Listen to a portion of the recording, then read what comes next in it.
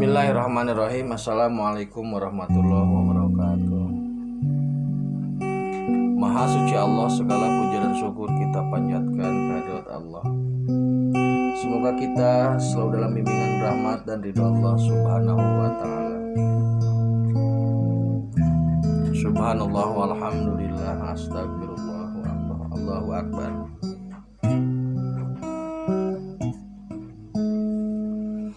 Kembali saya dari tim Raja Wali Nusantara. Kali ini saya akan membahas terkait dengan pekerjaan Raqib Atid. Pekerjaan Raqib, tugas bukan pekerjaan. Pertanyaannya sederhana.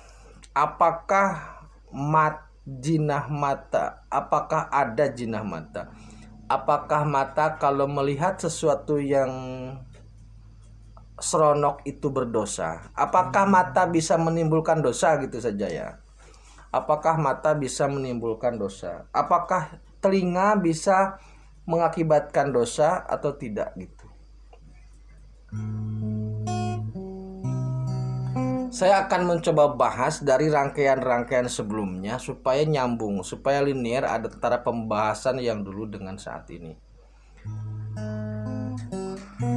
Saudaraku, begini ya, yang harus digarisbawahi,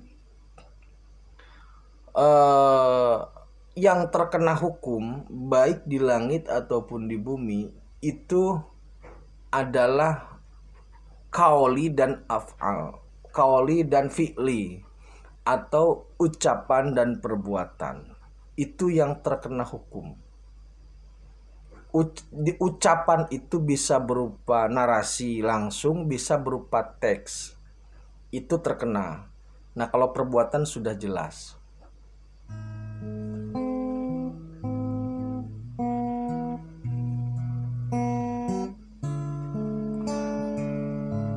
Nah, kalau hati itu tidak tercatat positif atau negatif. Malaikat dalam hal ini Raqib ataupun Atid tidak memiliki kemampuan atau tidak memiliki kapasitas untuk mencatat apa yang hati niatkan atau apa yang berbunyi dalam hati, apa yang tercetus dalam hati itu tidak ada tugas ke sana, sehingga niat baik di dalam hati, niat buruk di dalam hati tidak akan dicatat oleh malaikat.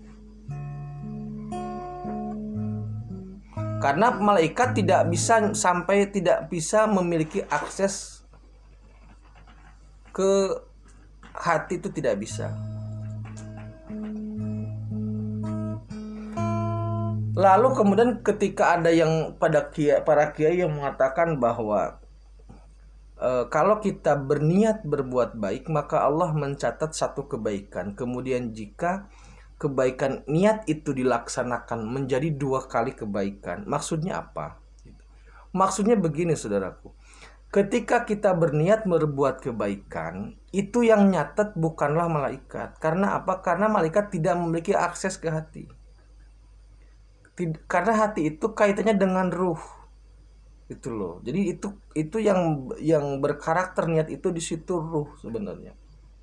Di situ ruh. Nah, yang memiliki akses ke ruh hanya Gusti. Jadi, ketika seseorang berniat melakukan kebaikan, maka yang mencatatnya langsung Gusti. Ketika niat itu dilaksanakan dalam perbuatan, maka itu menjadi catatan malaikat. Jadi, malaikat tidak memiliki kemampuan untuk mengakses ke ruh.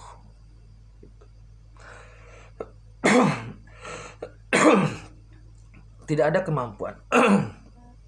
Kenapa gitu ya?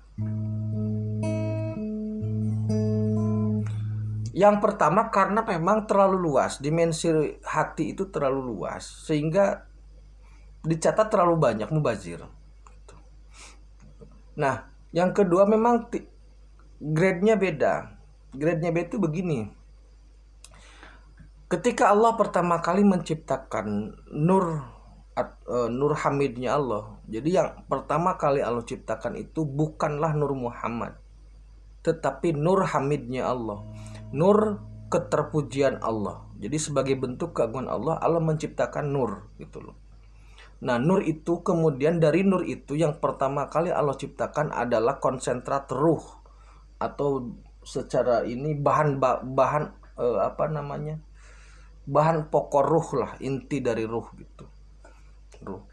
Nah, nanti ruh itu kemudian dipersiapkan untuk ruh setiap orang, dan itu bukanlah ruh Muhammad, tapi inti dari ruh. Kemudian dari ruh itu, dari cahaya itu Allah ciptakan ruh, konsentrat ruh, kemudian malaikat, kemudian surga, kemudian neraka. Jadi neraka itu adalah api yang dibungkus cahaya. Oke, nanti kapan-kapan kita bahas proses penciptaan kembali.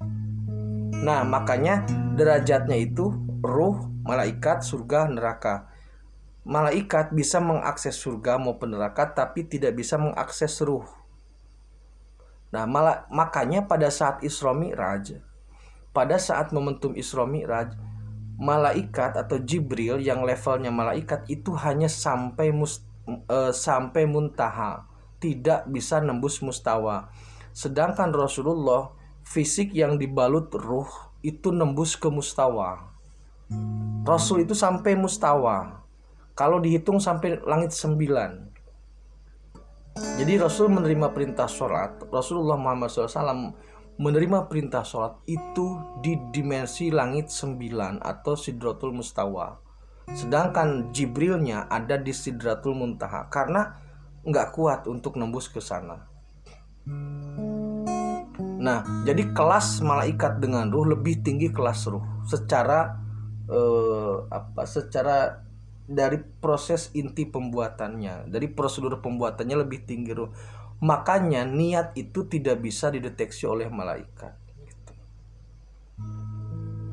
Jadi yang pertama itu. Yang kedua mata. Ada bahasa selama ini jinah mata atau jinah telinga.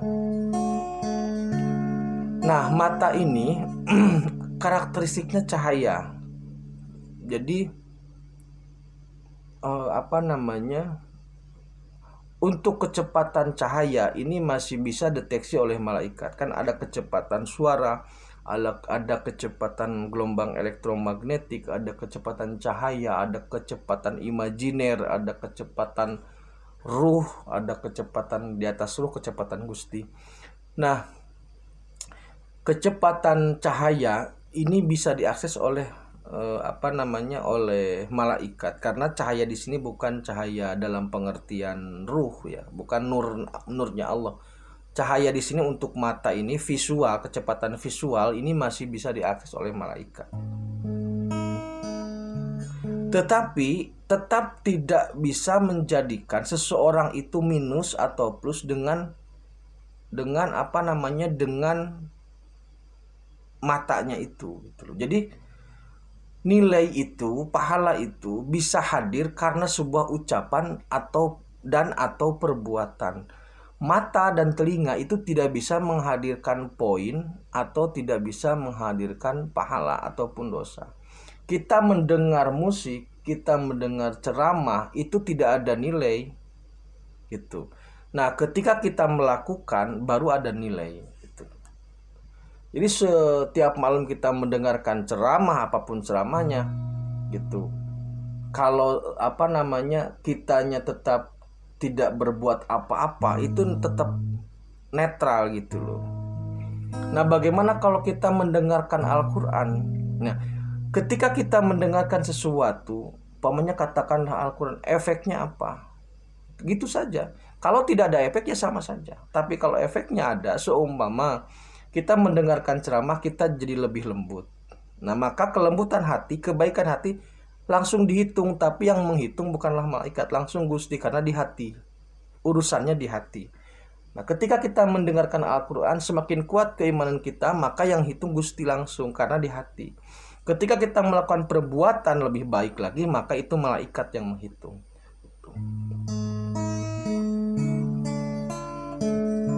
Jadi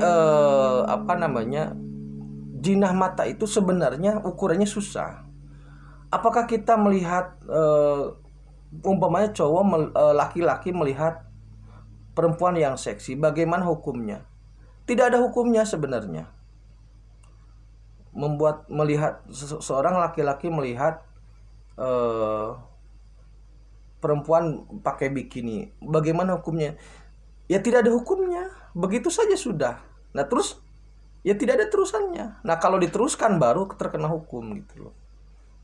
Tetapi begini saudaraku, ketika kita bermain dengan api, ketika kita berjalan di pinggir jurang, maka peluang untuk jatuh sangat besar. Makanya harus dihindari. Itu saja sebenarnya gitu.